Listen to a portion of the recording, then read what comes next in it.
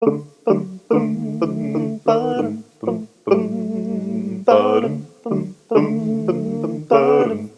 is Jed Lovejoy, and I'm Dan R. Owen. Now go ahead, Jed. I'm just going to leave that as the intro this week. No. No, we're here. We're still in the library. We're still ready to continue our conversation about biblical context and how that can drastically change and drastically improve your understanding of Scripture.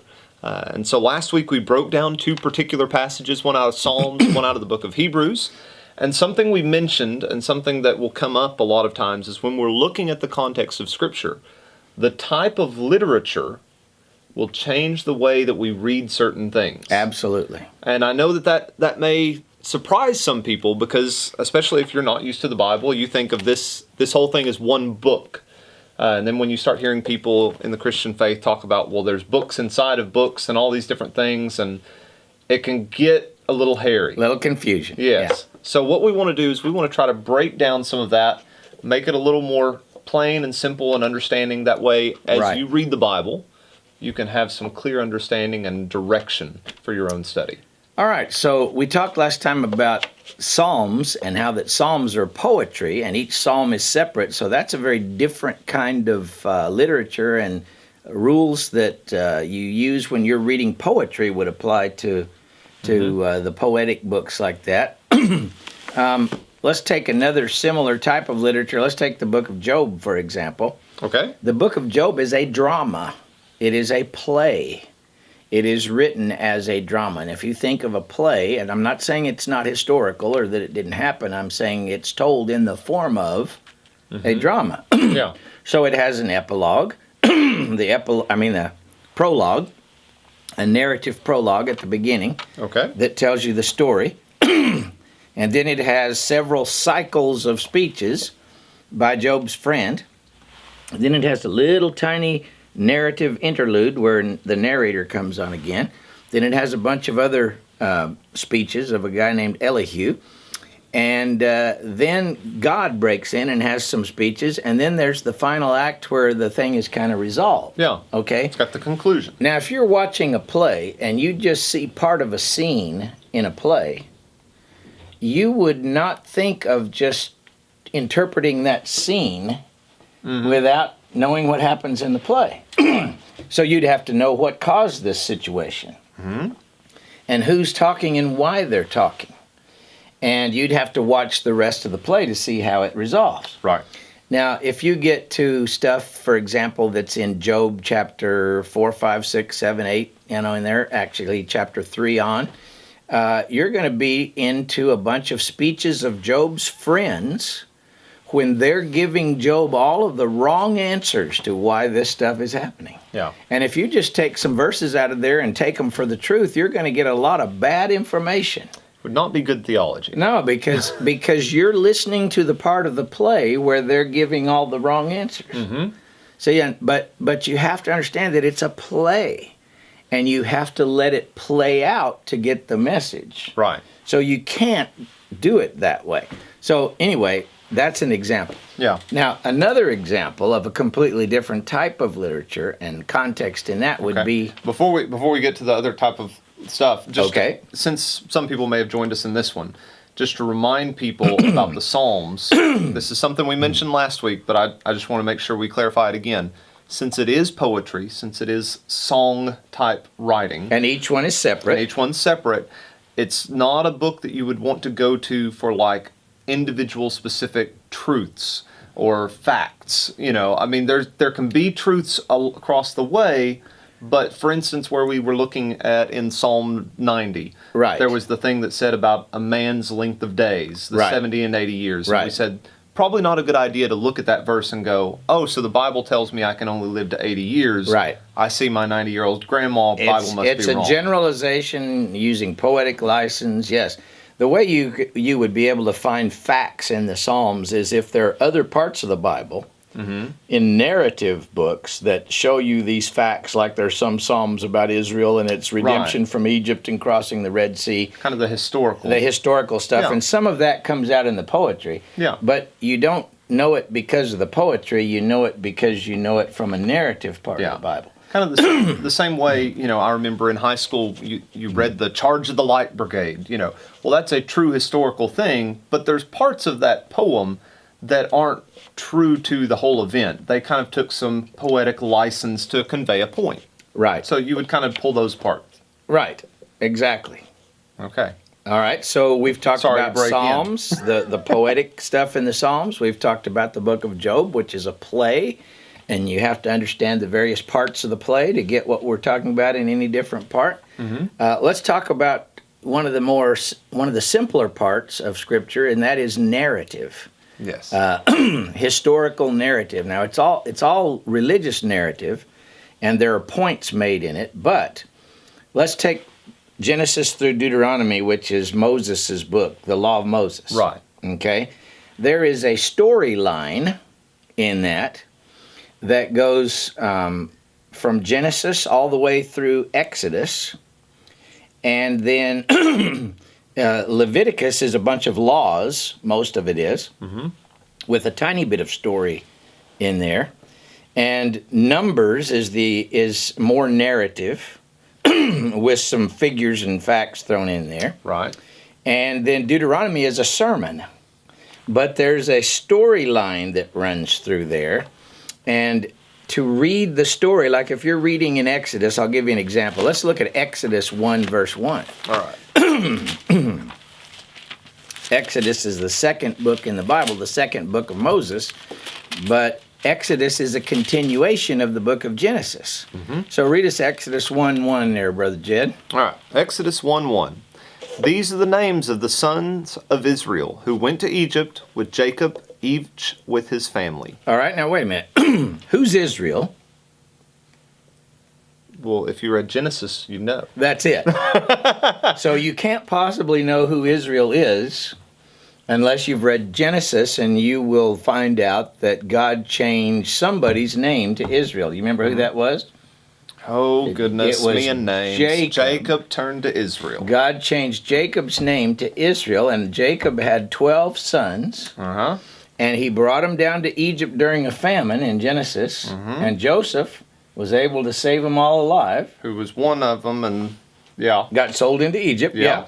So Jacob came down to Egypt in the book of Genesis. There we go. If you go to Exodus 1, verse 5, he's kind of recapping. It says the descendants of Jacob numbered 70 in all. And All right. Joseph had already been in Egypt. So Jacob brought 70 people down from Canaan during this famine to Egypt. Yep. Okay? But we'd have to know the story of Jacob and Joseph, and how Joseph was sold into slavery, and how there was a big famine, and how they had to leave Canaan in order to survive, and they moved down to Egypt, to understand the first part of Exodus. We would also have to understand, back in the book of Genesis, in chapter 12, where God told Abraham that he was going to make out of his descendants a great nation. Right. But Abraham didn't have any kids. That's difficult. And then Abraham got old, 100 years old, and God said, your descendants are going to be a great nation. And he laughed, and his wife laughed. He said, you're going to have a baby next year. And so they named the baby, he laughed, Isaac. That means he laughed in Hebrew. And so Abraham had Isaac, and then Isaac had 2 sons, Jacob and Esau. And then Jacob had 12 sons. And finally, Jacob makes it down to Egypt. But the promise we're working off of from way back in Genesis is, I'm going to make you a great nation. So you read here in the book of Exodus how there were 70 of them that came down to Egypt out of that family.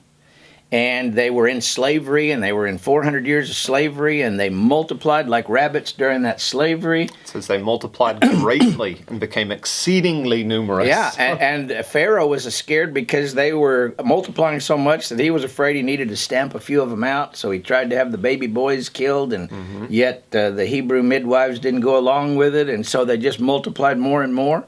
And by the time you get to Exodus 12, when they come out of Egypt, there were 603,550 fighting men, plus women and children, which is probably 2 or 3 million. It's a lot. So from 70 at the end of Genesis to 2 or 3 million, but what's that got to do with anything context-wise? Because God made a promise back in the book of Genesis Right. that said, I will make of you, Abraham, and your descendants a great nation, which is what he's doing in the book of Exodus, see. So we're able to tie those things together because of the narrative style of those books. Well, and because Genesis, Exodus through Deuteronomy is a continuous narrative by one author. Right. It's not like there's two different authors giving you different stories. Mm-hmm. It's the same author giving you a continuous storyline, and it's just in 5 volumes instead of 1 volume. Yeah.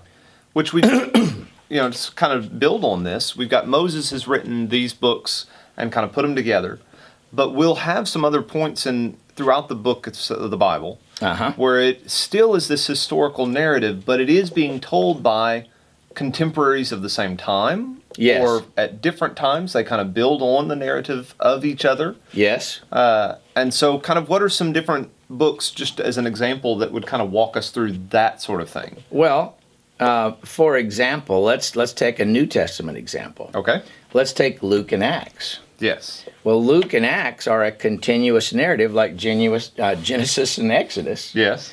And so the story begins in Luke chapter 1 and goes all the way through the end of Acts. Now, you don't include the book of John because Luke wrote Luke and then Luke wrote Acts. Right. See? But to really get the story of Luke and Acts, you have to read the whole thing. Mm-hmm. So one of the recommendations that I make for new Christians is to start their Bible reading by reading Luke and Acts. Right. Because they start before Jesus was born and they go all the way through how he died and rose and how his church was established and what they taught for salvation and all that stuff, and you read the one continuous story. Yeah. And that really helps to get the whole story, but you have to read Luke and Acts together, just like you have to read Genesis, Exodus, Numbers, Deuteronomy. And so then once you've got the whole thing, then you can see how the little parts fit in the whole thing. So then you can go back and read a book like Matthew, for instance. Matthew still is historical narrative, tells us a lot of that stuff, but he was at the same time as Luke, recording most of the same things, seeing the same things. Kinda. You kind of then you can start to weave together an even bigger picture. Kinda. Okay. That's dangerous to some degree. And it is difficult. It's been the strategy of our people some, but it's not a very good strategy for this reason. Okay. God didn't give us one gospel. He gave us 4. And each of those gospels is put together in order to advance certain different themes than the other gospels. Sure. So Matthew doesn't have any other volumes. He's just Matthew. Mm-hmm. So the context of Matthew is Matthew. And you start at the beginning and you read to the end and you'll see some themes that recur that he tries to develop, and you'll get what's Matthew trying to say as he tells us this gospel story. Mm-hmm. There's going to be some very different themes and even some different material included in Luke than Matthew. Mm-hmm. And so to mash them together is really not very productive, to read them separately and to find the themes in each one. Now, you're going to find some common historical things. He was born, his ministry, his baptism, his ministry, his death, his resurrection. That's going to be the same. Yeah. But the material that's included, the way that's all put together is going to be different in the different Gospels, and that's for a reason. Sure. We shouldn't obscure that.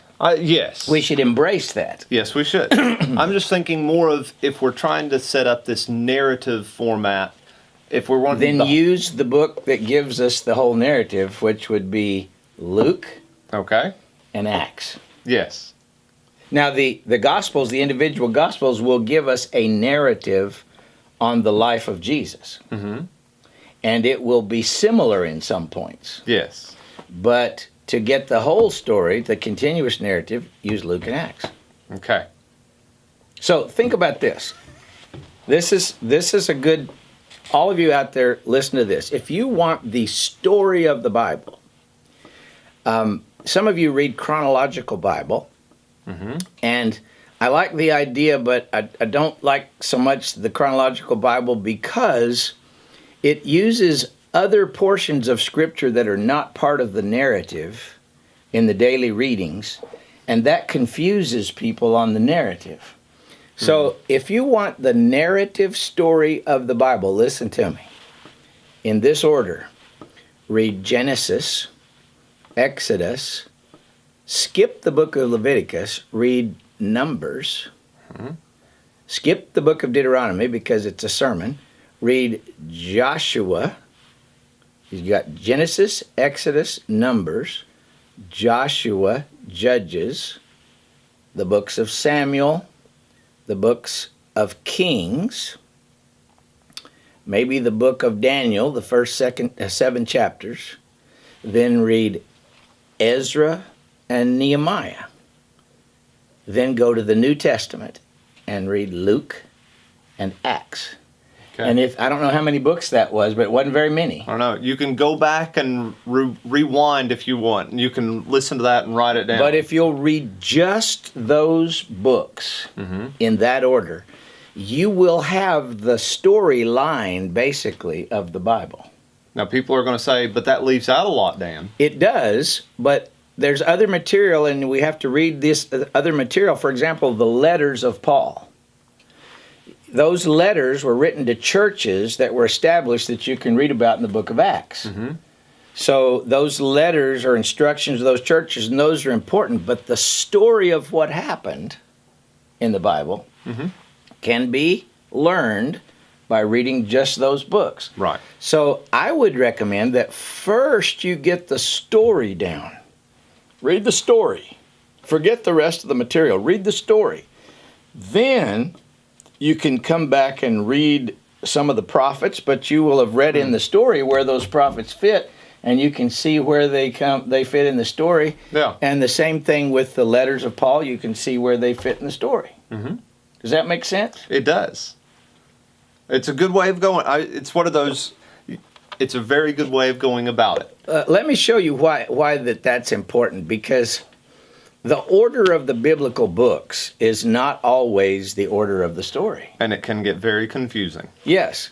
You know, you're saying your Old Testament books, Ezra, Nehemiah, Esther, Job, Psalms, Proverbs, blah, blah, blah. Well, if you go to Ezra chapter 5, Brother Jed, Ezra chapter 5. Oh, goodness. Nehemiah, Esther, Job. This is going to take us. This is going to take us the rest of the afternoon. I got Ezra chapter 5. I just got all this other stuff that blocks my of course easy you turning. do. All right, Ezra chapter 5. Look at verse 1 there, Brother Jed. Go. Ezra 5:1. Now Haggai the prophet and Zechariah the prophet, a descendant of Edo, prophesied to the Jews in Judah and Jerusalem. Wait a minute. What book are you in? I'm in Ezra. And it's talking about Haggai and Zechariah prophesying? They're at like the end of the Old Testament. They're at like the end.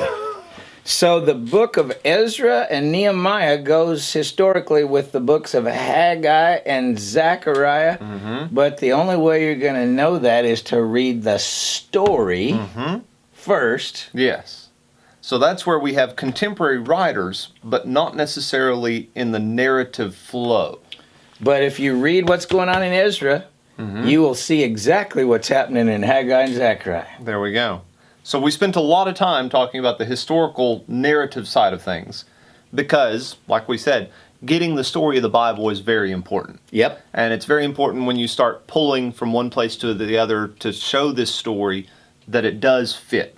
And why it's important is to see where everything else fits into the story. And also in the story itself, there will be parts of the story where the writer stops and says, this is why all of this happened, and this is why God did all of this, and that's where you get the real point of the story from the horse's mouth. Yeah.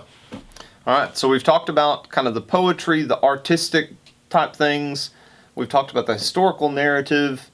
What's probably another big one that can kind of change the way that we interpret something? Well, I think we need to have another video.